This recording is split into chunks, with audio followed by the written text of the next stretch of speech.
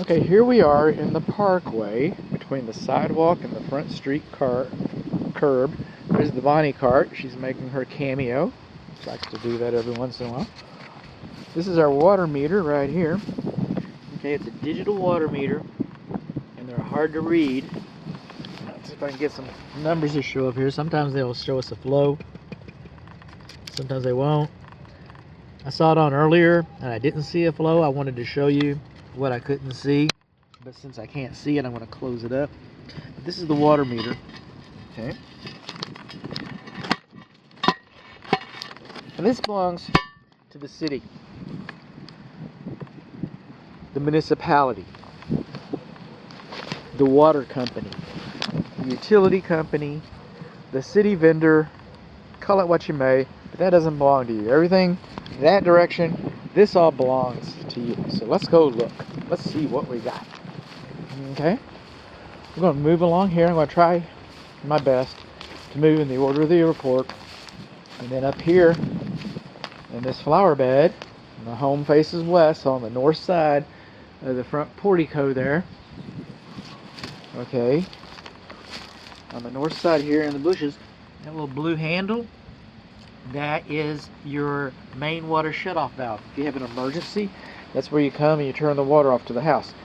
That irrigation box should have been excavated and lined with gravel so that we could see the valve, we could see the condition of the valve, we could wrap our hands around the valve and work on it, maybe even replace it. So it shouldn't be covered up like this. They might as well just fill this whole box full of dirt. I'm not saying do that. Don't do that.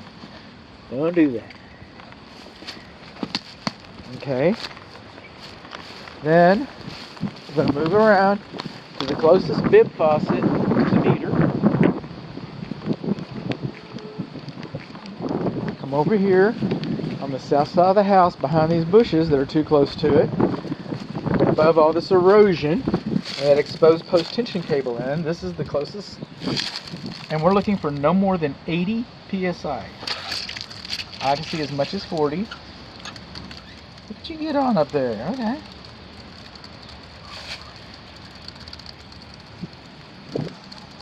About 70 psi. That's kind of nice. We're also leaking water. This is a lot of pressure. 80 psi. Leaking water around our valve stem.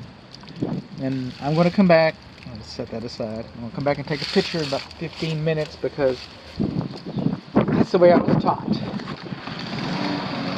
I was taught that it might be an FHA requirement, so I'll go with that. But that's just the way I was taught. Okay, we got 70 psi. There's the main shutoff. There's the meter.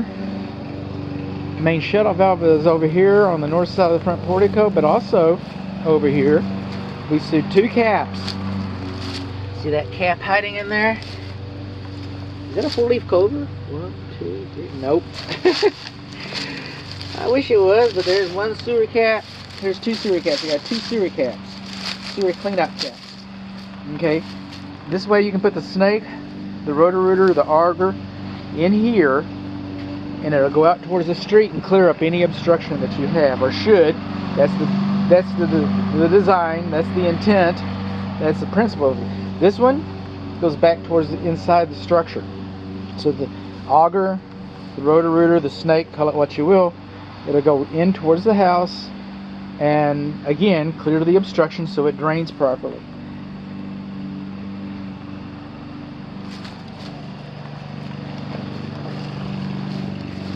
Alright, so that's this. Let's take it one further step. One further step. We can be sports. This goes over in the optional systems. It's the lawn sprinkler system. This is the lawn sprinkler check valve. Okay, it looks like a double valve, but this box also should have been excavated. It looks like it might have been at one time. I can see some remnants of some gravel.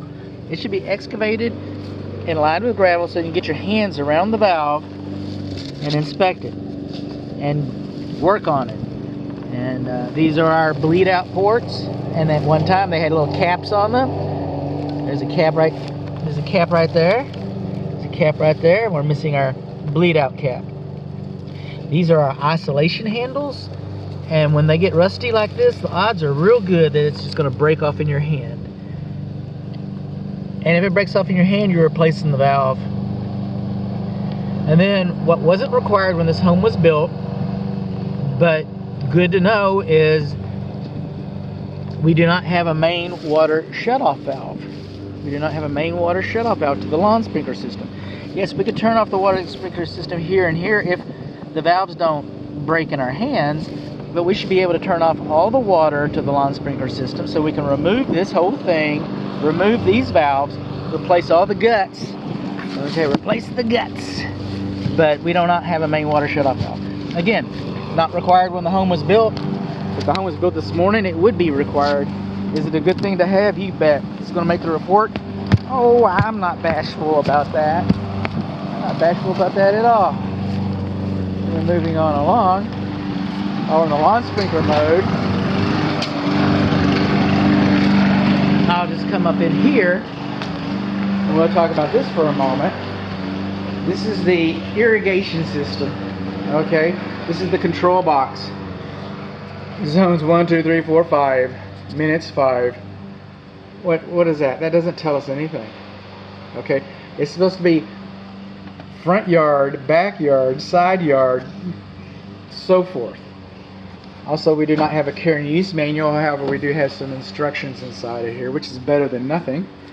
And this is not required, but it would be really, really nice. It would be really nice if we had a plan so that we saw number 1 and 2 is the front yard, and the plan would show you that it's the front half of the back front yard and the second half of, you know, just a graph is a nice thing to have. This is a wireless transmit rain sensor. It's a sensor, okay?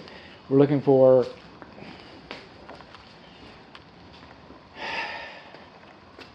that's for the wireless rain sensor, okay? This actually is a receiver. A receiver. Okay, and we're coming along over here.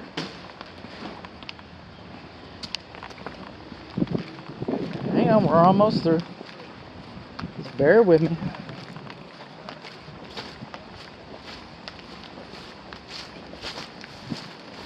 Someone told me my videos are entertaining, so hopefully. This is the sensor, and it's supposed to sit up like at 90 degrees. It's not supposed to hang down like that. It can't operate properly like that.